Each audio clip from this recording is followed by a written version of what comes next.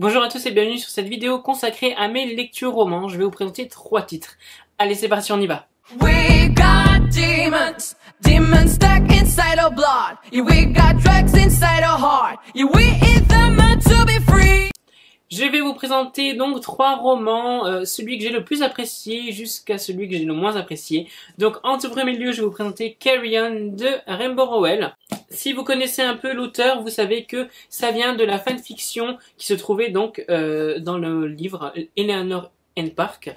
Donc je n'ai pas lu ce roman, donc je ne peux pas vous en dire plus. J'ai plus lu donc celui-ci. Carry On nous parle donc de Simon Snow, qui est un mage, qui est l'élu, c'est-à-dire celui qui va affronter donc le pire des démons, le pire des méchants, voilà. Et beaucoup de monde fondent donc de l'espoir dans Simon. Et il y a également beaucoup de monde qui déteste Simon, puisqu'il y a vraiment plusieurs clans au niveau des sorciers. Voilà, moi je pensais vraiment que ça allait me faire penser à l'univers d'Harry Potter, mais en fait pas du tout. Donc oui, ça parle bien d'une école de sorciers, mais vraiment ça n'a absolument rien à voir. Il va nous parler également d'autres personnages que j'ai adorés, comme Baz, qui est un peu le rival de Simon et de son colocataire. Mais voilà, ils n'ont pas le droit de se battre l'un contre l'autre, en tout cas pas dans la chambre, sinon ils passent leur temps à s'entretuer, et j'ai trouvé ça vraiment pas mal. On nous parle également de Pénélope, d'Agatha, de Ebb, voilà, des personnages que j'ai voilà, beaucoup appréciés. Beaucoup apprécié, c'est un grand mot. C'est-à-dire que, effectivement, j'ai adoré Simon et son côté un peu... comment dire, toujours un peu naïf, voilà, il sait pas forcément toujours ce qu'il veut, il se pose beaucoup de questions, mais voilà, il y va un peu au feeling. J'ai adoré Baz, ce côté vraiment un peu plus sûr de lui, en tout cas quand il est en présence de Simon, les sentiments qu'il va développer tout au long du livre, et son côté vraiment mystérieux que je ne vais pas vous dévoiler, en tout cas pas dans cette vidéo. J'ai adoré le personnage de Pénélope, c'est vraiment le personnage féminin du livre, une personne, elle a toujours la répartie, elle a toujours, j'adore. Voilà, Pénélope, c'est vraiment le personnage féminin que j'ai adoré dans ce roman. Il est vraiment indispensable. Il y a Agatha. On en parle ou pas? Agatha, c'est le personnage qui sert à rien. Mais alors, elle sert à rien. C'est le personnage, t'as envie de faire, mais dégage du roman. Non, franchement, genre, non.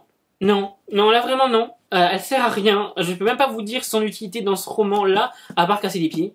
Et quand je dis casser les pieds, c'est pour pas utiliser un mot vulgaire. Mais Agatha ne sert à rien. C'est la fille qui sait pas ce qu'il veut, elle sait pas où elle doit être, elle sait pas les sentiments qu'elle a envers l'un des protagonistes. En fait, même moi, je sais même pas ce qu'elle fait là, en fait. Limite, j'avais envie de sauter les chapitres où elle pensait. Parce qu'en fait, dans Carry On, on suit les pensées, on suit les... Finalement, on a le même regard que tous les personnages, parce que il y a des chapitres qui sont consacrés à un personnage, donc on voit par rapport à lui. Et Agatha, on s'en fout. C'est-à-dire que on s'en fout comment elle voit. Elle est vraiment avec cette histoire. Même Ebb, qui a un rôle un peu moins important, enfin on va dire, on la voit un peu moins. Je la préfère. Mais alors Agatha, oh mon Dieu, Agatha, elle était, voilà, elle servait à rien. Voilà. Dans l'histoire en tout cas de Carry On, il y a une histoire, donc, je vais pas trop vous en dire, voilà, mais il y a une histoire d'amour qui franchement rend les choses bien dans le livre. Voilà. Moi je trouvais que c'était vraiment ça qui faisait le point fort de ce livre. Alors je vais pas vous dévoiler qui avec qui, mais voilà, c'est vraiment une histoire d'amour qui m'a plu, d'ailleurs qui m'a tenu un peu en haleine tout au long du roman. Et puis l'amitié que Simon a pour Pénélope et vice versa, et puis l'intelligence de Pénélope, vraiment ont tenu ce livre. Après c'est vrai qu'on a une chasse un peu aux sorciers, dirons-nous, puisqu'il y a quand même le méchant, le Drum, si je le prononce bien. Mais vraiment, c'est pas vraiment ce que j'ai retenu du roman. J'ai retenu plus ces histoires entre eux, ces 3 protagonistes d'amitié, d'amour, les questions qui se posent, même Ebb, l'histoire de Ebb, à savoir comment est-ce qu'elle en est arrivée là à élever des chèvres. Quand vous lirez, vous comprenez. Mais voilà, et puis Agatha, voilà, j'ai retenu Agatha que je déteste, mais elle, hop, elle dégage. Voilà, c'était vraiment un livre que je vous recommande si vous aimez l'univers de la magie. Par contre, n'ayez pas peur d'histoires homosexuelles, parce qu'il y en a une dans ce roman. Donc si vous êtes vraiment pas preneur de ce genre d'histoire, ne lisez pas Carry On, tout simplement. Si pour vous ça ne vous dérange pas, si vous aimez l'univers magique avec un peu de romance, surtout foncez. Voilà. Pour moi, j'ai aimé ce livre. C'est pas un gros coup de cœur comme Nox Arcana par exemple, mais j'ai vraiment aimé ce livre. Donc n'hésitez pas si vous voulez le commencer, ou même de commencer Eleanor Park, parce qu'apparemment il y a des extraits de Carry On dans ce livre-là, mais l'histoire est tout autre. Voilà. Donc encore une fois, Carry On, qui m'a coûté le prix de 18,90 € sur Amazon. Le deuxième roman que je vais vous présenter est un roman que j'ai pris dans cette version-ci. Donc il s'agit de La Malédiction des Anges, voilà, paru aux éditions Pocket. Et là, je suis pas encore très familier avec les éditions des romans, mais c'est des éditions Pocket. On va suivre le quotidien de Verlaine et d'Évangeline. Donc, je ne vous en dis pas plus car c'est assez spoilé si je vous raconte l'histoire. Je vais quand même vous lire une partie du synopsis là juste derrière, de la 4e de couverture. Il y a des siècles, des anges déchus, unis à des mortels, ont donné naissance aux Néphilim dans l'ultime dessein de dominer le monde. Alors qu'au fil du temps, ces êtres aussi beaux que cruels créaient des dynasties influentes, des spécialistes des anges tentaient de les contrer en se préparant à l'affrontement final.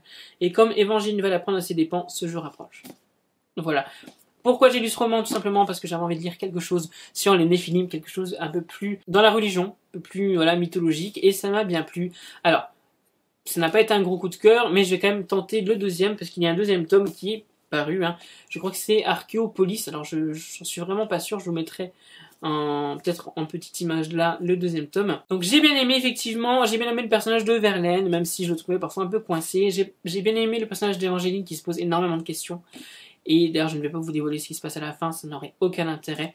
J'ai bien aimé également comment il dépeint finalement les Néphilim, dans quels univers ils vivent quelque part et quelle est leur façon de penser. Donc j'ai vraiment bien aimé. Après ce que je regrette un peu c'est ses longueurs, parfois il y avait des longueurs. Et finalement, on reste un peu sur sa fin. Enfin, moi, perso, je suis resté un peu sur ma fin. Je ne peux pas vous indiquer le prix à laquelle je l'ai acheté puisque c'était un cadeau. C'est quand même un bon roman. Moi, je vous le recommande. Ça fait un bon livre de chevet. Ça fait un bon livre si vous êtes dans le train. Si vous aimez un peu ce côté ange un peu mythologique, n'hésitez surtout pas. Et le livre auquel je n'ai pas adhéré, mais alors vraiment pas du tout, ni au personnage, ni à l'histoire, à rien du tout. Je sais même pas si je vous avais pas déjà parlé de ce livre vite fait pour vous dire que je l'avais pas aimé. Il s'agit de Le tueur à l'as de pique.